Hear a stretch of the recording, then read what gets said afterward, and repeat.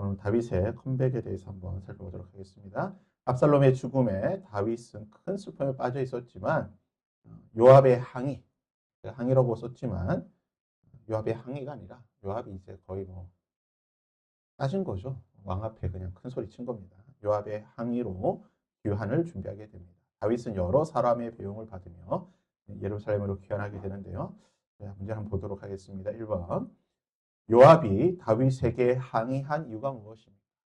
항의를 했지만 거의 뭐 대놓고 면전에서 그냥 다윗을 그냥 크게 책망한 거죠. 5절과 6절과 7절인데요. 요압이 집에 들어가서 왕께 말하되 왕께서 오늘 왕의 생명과 왕의 자녀의 생명과 처첩과 비빈들의 생명을 구원한 모든 신하들의 얼굴을 부끄럽게 하시니 이는 왕께서 미워하는 자를 사랑하시며 사랑하신 자를 미워하시고 오늘 지휘관들과 부하들을 멸하심을 나타내심이라. 그리고 뒤에 말을 보십시오. 오늘 내가 깨달았나니 만일 압살롬이 살고 오늘 우리가 다 죽었더라면 왕이 마땅히 여기실 뻔하였나이다. 곧 이제 일어나서 나가 왕의 부하들의 마음을 이루하소서. 내가 여호와께 두고 맹세하노니 왕이 많이 나가지 아니하시면 오늘 밤에 한 사람도 왕께 하지 머물지 아니할지라. 그리하면 그 화가 왕이 젊었을 때부터 지금까지 당한 모든 화보다 더욱 심하리라. 이게 항의가 아니에요. 아주 성경은 그냥 참 좋게 이렇게 애둘러서 표현하는 거예요. 진짜 다윗 앞에서 그냥 쌍욕을 받고 있는 겁니다. 지금 다윗의 멱살을 잡고 흔드는 중이에요.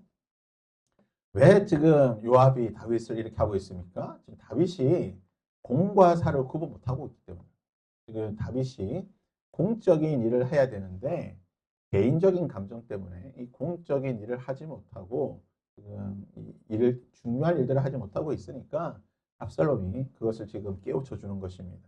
그렇다면 다윗은 왜 압살롬의 죽음에 대해 슬퍼하고 있는가? 당연히 이제 부정이죠. 아버지의 부성이죠. 아들이 죽었기 때문에 슬퍼할 수밖에 없는 겁니다. 그렇지만 아들이 죽었기에 슬퍼하는 것 치고는 너무 과하게 슬퍼하고 있는 거예요.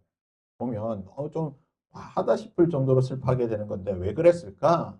두 가지 이제 성경 주석학자들은 많이 구약학자들이 이야기를 하는데 첫 번째는 자신의 죄로 인한 심판의 두려움이에요. 왜냐하면 하나님께서 밧세바와의 그 문제로 인하여서 하나님께서 너희 집안에 칼이 끊어지지 않을 것이다. 영원토록 이 집안에 칼이 심판이 있을 것이라고 말씀하셨고 그 말씀대로 지금 암논이 죽고 압살롬이 죽고 하니까 계속해서 하나님의 심판이 있을 것에 대한 그 두려움에 다윗이 이렇게 슬퍼하지 않았나라고 이야기를 합니다. 또 하나는 지금 계속대로 지금 아들이 죽고 있잖아요. 지금 모두 아들이 9명, 뭐 더 있겠지만 성경에 기록된 아들들은 모두 9명 정도 되는데 지금 서열 1위, 2위, 3위가 다 죽었어요. 한 명은 장남은 셋째한테 죽고 둘째는 뭐 왜 죽었는지 기록이 안 돼 있고 지금 셋째도 압살롬 또 죽어버리고 좀 계속해서 아들이 죽어나가고 있는 상황이에요. 그러니까 야, 이렇게 하다가 잘못하면 내 아들 중에 하나님께서 약속은 하셨지만 내 아들 중에 지금 누가 왕이 될까? 진짜 까맣게 어린 솔로몬이 언제 왕이 되겠나라는 생각까지 하는 그런 죽음에 대한 이 장차 자신의 가문에 대한 그런 두려움 때문에 지금 계속해서 다윗이 이런 슬픔 가운데 있는 것을 보게 됩니다. 다윗은 자신의 감정으로 인해서 공적인 일을 하지 못하고 있어요. 당장 지금 해야 될 일이 뭡니까? 이 자신의 이 왕정 복구죠. 쫓겨났던 왕좌에 다시 돌아가는 일에 대해서 잘한 것은 지금 요압의 말대로 야 잘했어 요압 잘했고 그 밑에 신하들 잘했고 칭찬하고 상을 줘야 되는데 이것도 안 하고 있고 예루살렘에 돌아갈 생각도 안 하고 있고 지금 마하나임 여기에서 예루살렘 동쪽에서 내와라 내와라 아들아 내 아들아 압살롬아 그냥 계속 울고만 있으니까 지금 아무것도 안 되고 있는 거예요. 역사를 보면 뭐 이런 경우들이 종종 있는 것을 보게 됩니다. 우리나라에도 이런 역사가 있어요. 우리나라 고려 말기에 공민왕과 노국대장공주 지금 조선화가 있는데요. 이 두 사람의 사이가 그렇습니다. 이 공민왕과 노국대장공주는 정략 결혼입니다. 둘이 뭐 사랑해서 결혼했다기보다는 정략적인 결혼인데 결혼하고 보니까 공민왕이 노국대장공주가 너무 좋은 거예요. 결혼하고 나니까 너무 좋고 너무 사랑스러워서 뒤늦게 사랑에 빠졌어요. 사랑에 빠졌는데 노국대장공주가 그만 죽었어요. 그러니까 뒤늦게 사랑에 빠져서 너무 사랑했던 아내가 죽으니까 공민왕이 이 슬픔에 헤어나지 못하는 거예요. 맨날 다윗처럼 내 아들 압살롬아, 내 아들 압살롬 했던 것처럼 내 안에 노국 대장공주 이렇게 계속 슬퍼하고 있는 거예요. 공부가 제대로 안 되고 있을 때 어떤 일이 있게 되느냐? 드라마에도 나왔지만 신돈이라고 하는 이 승려가 요승이 이 틈을 들어와서 공민왕의 그런 마음을 이렇게 조종해가지고 신돈이 아주 뭐라고 하죠? 그런 내정을 간섭하게 되는. 또 고려가 망하게 된 결정적인 그 출발점, 단초를 제공했던 것이 바로 이거예요. 사실 다윗도 이럴 수가 있다는 거죠. 지금 이제 빨리 다윗이 왕자가 비어 있으니까 빨리 들어가서 이 왕으로서 일을 해야 되는데 그건 안 하고 있고 지금 세워라, 내어라, 아들아, 아들아 이렇게 울고 있으니까 요압의 입장에서는 지금 나라가 어떻게 될지 모르니까 어떤 애국의 마음에서 뭐 했다고 볼 수가 있습니다. 이제 공무를 방치한 다윗에게 요압의 항의지만 옆에 저는 다 협박이에요. 무슨 협박합니까? 곧 일어나 나가서 왕의 부하들의 마음, 그러니까 지금 왕을 위해서 목숨을 바쳐 일한 이 전쟁했던 부하들 마음 위로해주고 상도 주고 그리고 하십시오. 만약에 그렇게 안 하면 뭐라고 합니까? 왕일 많이 나가지 아니하시면 이 내 말대로 지금 안 하면 요압이 뭐라고 말합니까? 오늘 밤에 한 사람도 왕과 함께 모이지 아니할지라. 그리하면 그 화가 왕이 젊었을 때부터 지금까지 당한 모든 화보다도 혹시 말이라. 요압은요 다윗이 도망 다닐 때 그 왕으로 기름 부음 받고 사울을 피해서 도망 다닐 때부터 같이 했던 사람이잖아요. 다윗의 모든 고난을 받던 사람이에요. 무슨 말입니까? 지금 죽기 싫으면 빨리 그만 징징대라는 거예요. 그만 징징대고 해라. 안 하면 내가 어떻게 될지 몰라. 내가 이 나라를 어떻게 될지 모르니까 그만 징징대라. 지금 요압이 엄청난 힘을 가지고 있는 사람입니다. 다윗은 고난과 한란을 겪을수록 다윗의 어떤 리더십은 좀 계속 약해지고 있어요. 좀 치명타를 입고 약해지는데 다윗의 힘이 약해지는 것만큼 누구의 힘이 강해집니까? 요압의 힘이 강해지는 거예요. 또 나중에 다윗이 유언으로 요압을 죽이라라고 솔로몬에게 말할 때 뭐라고 말하냐면 내가 힘이 없을 때에 요압이 나를 이렇게 무시하고 나를 이렇게 억압했다. 그래서 이 요압은 살려두면 안 된다라고 이야기했던 거예요. 다윗은요, 제가 뒤에도 말하겠지만 상당히 뭐라고 해요? 뒤끝이 있는 남자입니다. 다윗은 다음에 설교 제목 이런 게 하면 뒤끝의 남자 다윗의 뒤끝이라고 하면 다윗이 얼마나 뒤끝이 있습니까? 지금 이걸 잊어버려 마음에 두고 있는 거야. 감히 그래도 네가 내 신한데 나한테 지금 협박을 하네? 내가 그만 내 쪽 좀 슬퍼할 수도 있지. 계속 울면은 뭐 어떻게 된다고? 뭐 나라를 뒤집고 어떻게 된다고? 다시 이거 다 마음에 두고 있는 거예요. 그러고 있다가 나중에 죽을 때 자기는 어떻게 못하니까 나중에 솔로몬한테 야 솔로몬아 얘가 나중에 내가 이럴 때 이렇게 이런 말 했어 죽여 라고 하는 거예요. 나중에 이제 시므이도 똑같아요. 다윗이 상당히 보면 여러분 다윗이 참 좋은 점이 많아요. 다윗이 나쁜 사람이 아니에요. 좋은 점도 많고 우리가 참 본받을 점도 많지만 또 우리와 같은 사람이 참 뒤끝이 있고 연약한 사람인 것을 보게 됩니다. 이번 다윗의 귀환을 이제 다윗이 마하나임에서 요단강을 건너서 예루살렘으로 가는 이 귀환을 주도하는 인물이 나옵니다. 그가 누구이냐? 11절인데요.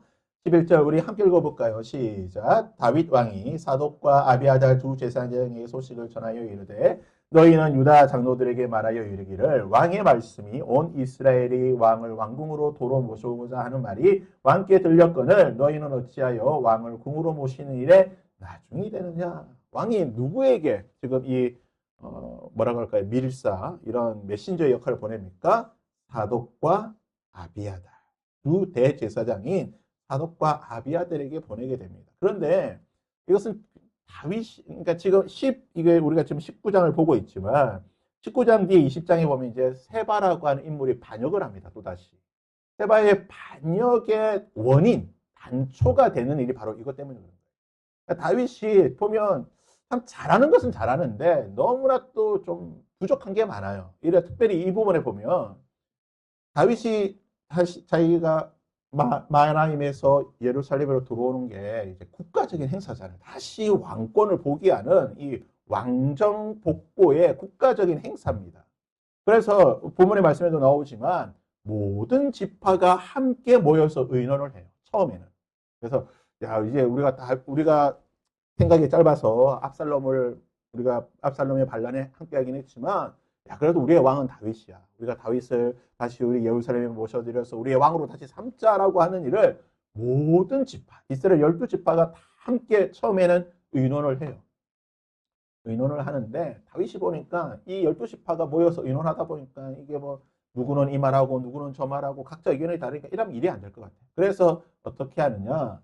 유다 지파에게 이 지금 아비아달과 사독을 보냅니다. 밀사로 보내가지고 야 지금 유다 지파 너희는 지금 왕과 같은 지파잖아. 왕의 지파가 지금 뭐 하고 있어? 빨리 너희들이 주도권을 잡고 왕을 모셔오는 일을 해야지.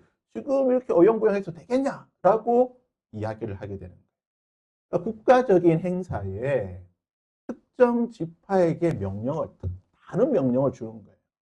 이 일이 결국은 20장에 일어나게 되는 이 반란의 시초가 됩니다.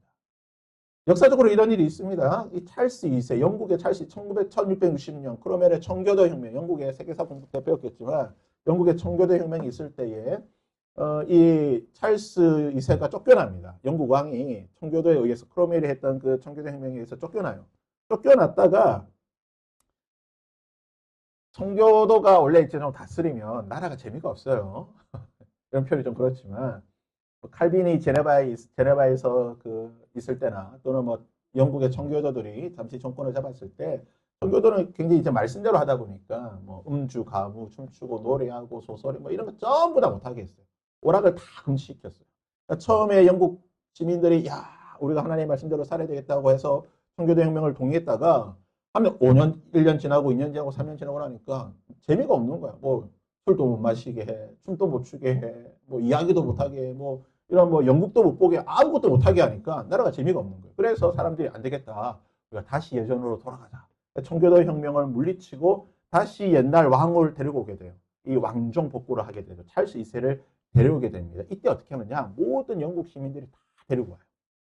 그렇게 해서 이제 영국이 런던이 다시 그런 이제 소위 말하는 왕정 체제로 돌아가게 되는 거예요. 그러니까 이런 일을 할 때는 특정 어떤 세력이 하게 되면 안 돼요. 모두 힘을 합쳐서 다 돌아가야 되고 마찬가지로 프랑스도 마찬가지죠. 나폴레옹이 엘바섬에 유배되어 있다가 다시 이제 돌아오게 됩니다. 황제로 다시 프랑스로 복귀할 때에 마찬가지예요. 프랑스 모든 파리의 국민들이 다 나서가지고 나폴레옹을 데리고 옵니다.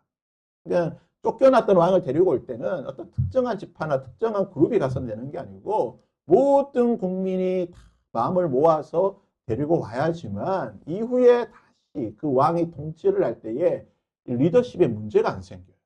근데 지금 다윗은 잠시 잘못 생각을 해가지고 빨리 일을 진행시키려고 하다 보니까 12지파가 논의하고 있는데 유다 지파에게 명령을 내려서 유다 지파가 빨리 주도해라.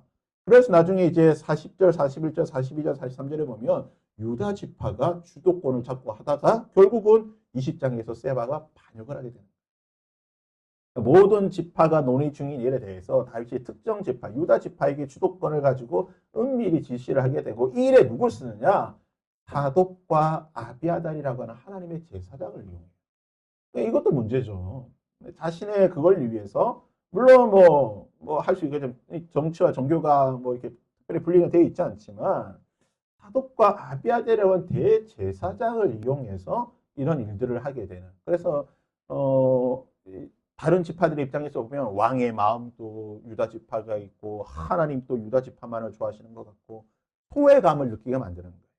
그래서 이것은 결국 다윗의 실책이라고 볼 수가 있습니다. 다윗이 성경은 참 다윗의 여러 가지 잘못과 실수가 있는데 이것도 아주 좀 주요한 다윗의 실책으로 볼 수가 있고 결국 이 명령이 40절부터 43절까지 있게 되는 그리고 20장에서 보게 되는 반역의 원인이 됩니다. 이것은 뭐가 문제냐면 이스라엘의 뿌리 깊은 지역 감정이 있어요. 우리 이제 지역 감정이라기보다는 이스라엘의 지파 감정이에요. 이스라엘 12지파로 되어 있다 보니까 12지파가 제각각이에요. 기도에서 보듯이 이스라엘이 참 작은 땅이냐 좁은 땅. 우리나라 뭐 경상도하고 조금 더 못한 그 정도 사이즈밖에 안 되는 땅인데 그 작은 땅에 지금 12지파가 땅을 나눠서 가지고 있잖아요. 그리고 요단강을 기준으로 해서 동과 서로 나눠져 있고. 그러니까 이스라엘의 기본적인 정치 체제는 성경에서 보게 되는 이제 이스라엘이라는 나라가 만들어지게 되는 그런 배경들을 보게 되면 첫 번째 이스라엘은 12지파의 느슨한 동맹입니다. 그러니까 모세나 또는 여호수아나 이런 지도자를 중심으로 해서 12지파가 연합체이긴 한데 조금 느슨해요. 이렇게 결속력이 있는 게 아니라 좀 느슨한 정치 체계를 갖고 있다가 가나안을 들어가고 나서 사사를 중심으로 해서 역시 12지파 동맹체이긴 한데 이것 역시 느슨해요. 왜냐하면 사사가 때로는 에브라임 지파에서 나오기도 하고 때로는 뭐 므낫세 지파에서 나오기도 하고 때로는 유다 지파에서 각 지파에서 가끔씩 돌아가면서 나오다 보니까 이게 중심점이 없어요. 구심력이 없어요. 그러다 보니까 조금 느슨하게 이렇게 그래서 예를 들어서 에브라임 지파에서 사사가 나오면 야 에브라임과 유다가 좀 라이벌 관계다 보니까 에브라임에서 나오면 유다 지파가 뭐야? 제가 왜 뭐 사사야? 뭐 하면서 조금 그러니까 조금 반감을 가져 좀 느슨한 이런 형태를 가지고 있다가 왕정 시대로 들어오면서부터는 이제 강력한 왕권에 따라서 12지파가 아주 강하게 결속이 됩니다. 그래서 왕을 중심으로 해서 왕이 있는 지파, 즉 베냐민이나 유다 지파를 중심으로 해서 아주 강력한 지파 동맹체가 이루어지게 되는 거예요. 이것이 나중에 이제 분열이 되면서 남유다와 북이스라엘 두 나라로 나뉘어지게 되지만 여전히 이런 지파 중심의 그런 체제를 가지고 있는 것이 이스라엘의 정치 체계예요. 그러다 보니까 뭐가 생깁니까? 소위 말해 우리는 이제 지역 감정이라고 하는 지파 감정이 생기는 거예요. 말씀드렸지만 에브라임과 유다 지파가 이게 라이벌 지파예요. 그러니까 에브라임 지파에서 만약에 사사가 나오면 유다 지파는 기분이 나쁜 거야. 걔가 뭔데? 또 유다 지파에서 사사가 나오면 또 에브라임 지파는 뭐야 저것들 이런 기분이 되는 거예요. 그러다 저쪽에 아무 보잘것없는 뭐 므낫세 지파나 또는 이런 지파에서 막이 나오면 야 저 아무 쓸데없는 지파에서 뭐 또 사사가 나와 이런 식으로 아주 지파 지역 감정이 이스라엘은 엄청 강합니다. 우리나라의 지역 감정만큼 이스라엘은 지파 간의 감정이 엄청 많아요. 그래서 이 다윗 시대나 또는 뭐 다윗이나 이후 솔로몬이나 르호보암이나 이런 시대 보면은 뭐라 말합니까? 야 우리가 다윗의 집과 무슨 상관이 있느냐? 우리 지파 유다 지파와 우리는 아무런 관계가 없다. 이 표현이에요. 지역 감정이에요. 유다 지파랑 우리는 아무런 상관없다라는 말들을 그냥 혹하면 하는 거야 이 사람들은. 그래서 이스라엘 왕들의 가장 중요하게 해야 되는 게 뭐냐면 지역 감정, 지파 간의 감정이 생기지 않도록 소위 말하는 탕평책을 잘 써야 되는데 다윗이 그걸 못했어요. 어느 때보다도 탕평책을 써야 되는 이 사건의 앞에서 다윗은 유다 지파를 편애하고 유다 지파가 다 해라라고 말하고 있는 거예요. 그런데 이런 지역 감정은 유다 지파만 있는 게 아닙니다. 사람이 사는 지역, 사람이 사는 곳에는 모두 다 이런 지역 감정, 지파 감정 또는 민족의 감정이 다 있는 겁니다. 자, 한번 볼까요? 우리나라입니다. 순대 양념장이에요. 제가 그 부산에 살다가 군대를 경기도 저 끝으로 왔을 때 깜짝 놀란 게 순대를 먹는데 막장을 안 주는 거예요. 그래서 막장 없으니까 막장이 뭔지 몰라. 소금을 주더라고요. 그러니까 수도권은 뭘 먹습니까? 순대를 먹을 때 고춧가루 섞은 소금을 줘요. 그러니까 경상도는 소금 막장 주는 거의 막장만 먹죠 막장. 또 강원도는 새우젓과 소금과 후추를 섞은 걸 주고요. 정말 특이하더라고요. 전라도는 초장에 먹습니다. 그때 그 군 선임이 전라도 사람이었는데 초장에 먹더라고요. 정말 특이합니다. 이 작은 나라 안에서도 지역별로 먹는 게 다 다르다는 거예요. 지역별로 다 나눠져 있습니다. 우리나라 초등, 서울에 사는 초등이 그린 우리나라 지도입니다. 서울에는 뭡니까 다? 지방이에요. 서울과 지방의 지역 감정이 엄청나죠. 귤은 제주도는 뭡니까? 귤나라. 나라도 지역도 아니고 귤나라입니다. 귤나라. 이 지역 감정이 심하죠. 지금 6월부터 지금 굉장히 지금 스타벅스의 그 유명한 사건이 있죠. 뭐 탱크 대회 해가지고 마케팅을 지금 잘못해가지고 지금 아주 지금 뭐 스타벅스 5월부터 해가지고 지금 문제가 되고 있고 또 배재규가 뭐 이 응원할 때 이 한마디 뭐 이 스타벅스 안 가냐 이 한마디 했다고 해가지고 지금 아주 지금 해서 이게 지금 정치권에 지금 문제가 되고 있고 또 르센느입니까? 그 거기서 노라고 해 무섭 노라고 했다고 해가지고 일변이 많이 지금 뭐 정말 코딱지만한 나라에서 지역 감정 때문에 말 한마디 한마디 그뭐 사투리 한번 잘못 썼다고 해가지고 완전히 역적이 되고 그냥 수만 통의 문자 폭탄에 그냥 연예계에 퇴출되니 많이 하는 이런 문제가 정치권의 어른들의 싸움까지 비화되고 있고요. 그리고 지금 이재명 대통령이 지금 뭐 전라도에 뭐 반도체 클러스터 만든다고 하니까 이제 다른 쪽, 야, 뭐 구미나 경상도나 충청도나 왜 우리는 안 해주냐. 지금 야단이잖아요.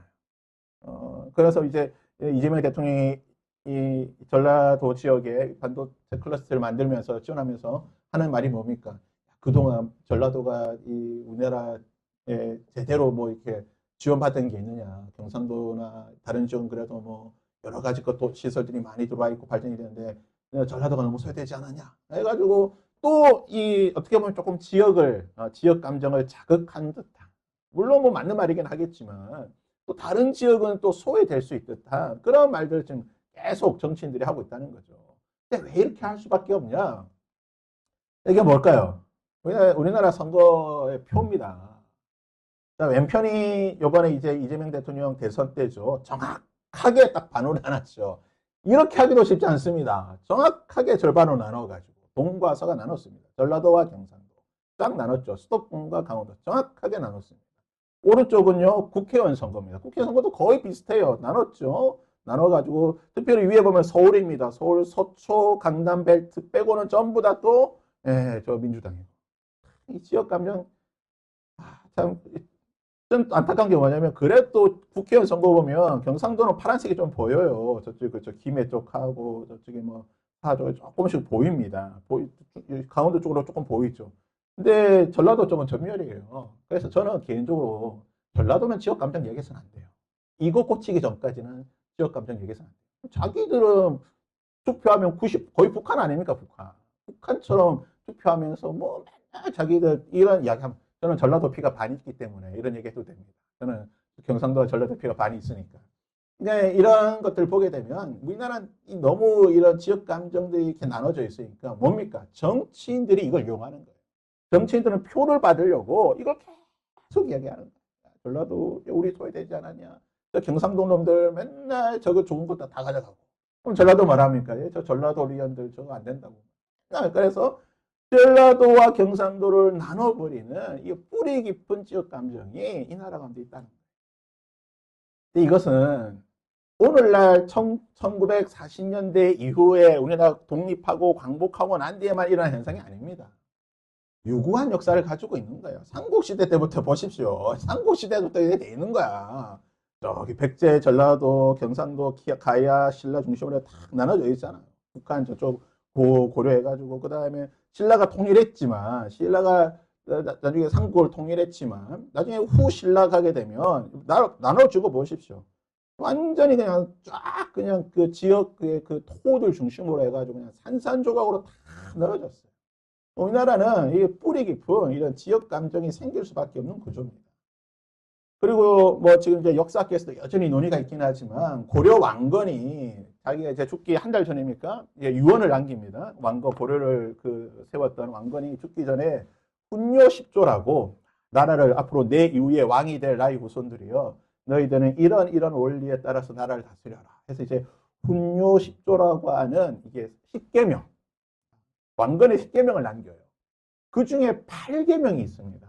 8계명이 뭐냐면 차현 지역, 그러니까 차령산맥을 기준으로 해서 차령산맥 아래쪽에 있는 나라들, 그리고 지역들, 그리고 금강을 기준으로 해서 금강 아래에 있는 지역의 사람들을 등용하지 마라. 라는 문장이 있어요. 그러니까 정확하게 하면 이제 차령의 뭐 어디에 있는 지역과 뭐 금강에 어디 있는 땅은 그 땅은 배역하는 땅이다. 반역의 땅이니까 이 사람들은 좀 쓰지 마라라는 표현이 있어요. 근데 이제 역사학계는 이것이 이제 뭐 왕건이 썼니 안 썼니에 대한 많은 논쟁이 있는데 아무튼 지금 훈요십조에 이렇게 그런 문장이 있어요. 그러면 촬영 지역이 어디냐?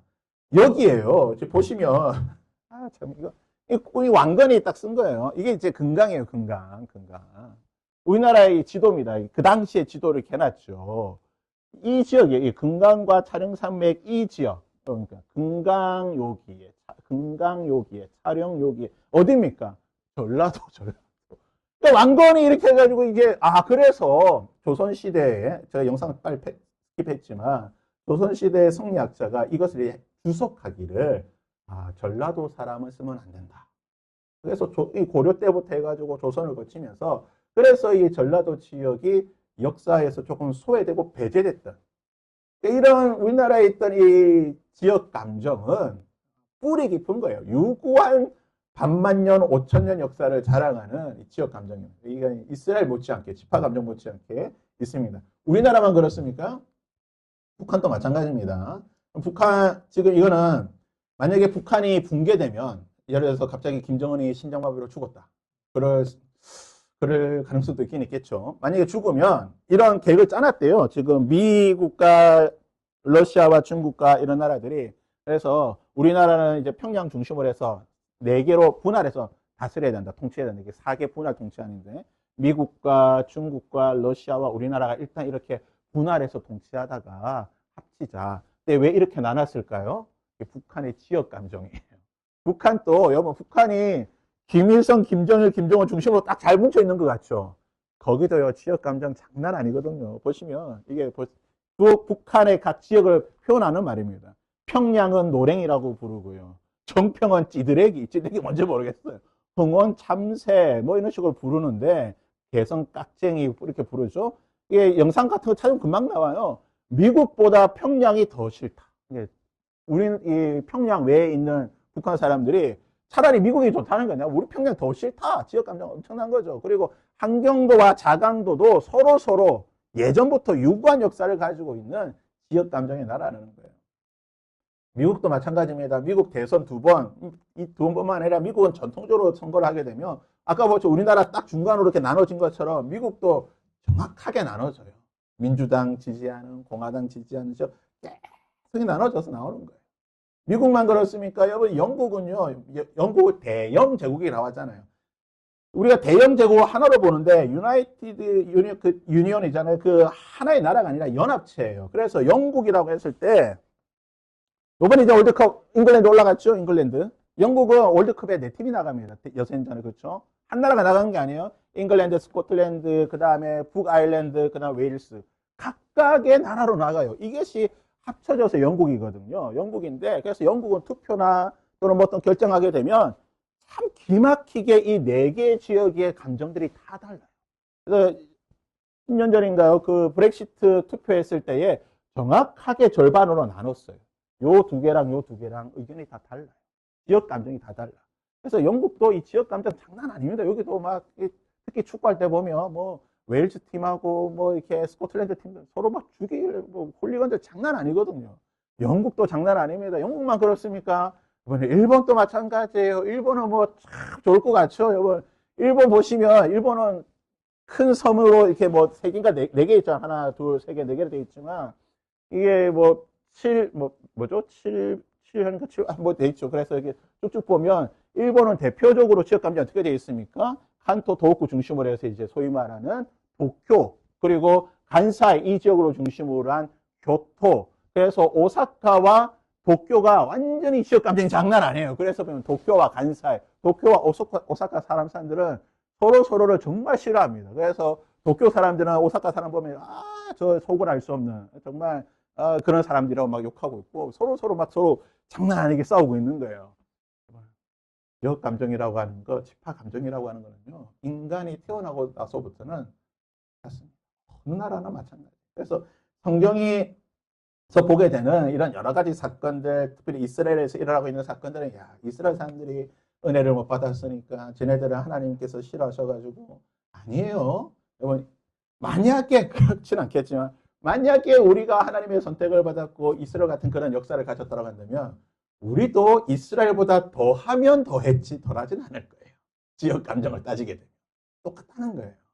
또 보면 영조 때 소위 말하는 이제 탕평책을 쓰게 되죠. 영조와 정조가 탕평책을 해서 탕평비도 만들어서 탕탕책, 탕탕평평 우리가 공평하게 다 하나가 돼야 된다라고 말했지만 그래서 영조 때 뭐가 만들어집니까? 소위 말하는 탕평채라고 하는 음식까지 만들었어요. 우리가 이 탕평채, 이 가지각색으로 영양색 색이지만 우리가 하나로 맛있게 먹지 않느냐. 우리가 이렇게 지역 감정 다 다르다 하지만 우리는 하나 돼야 된다라고 그렇게 말했지만 여전히 똑같습니다.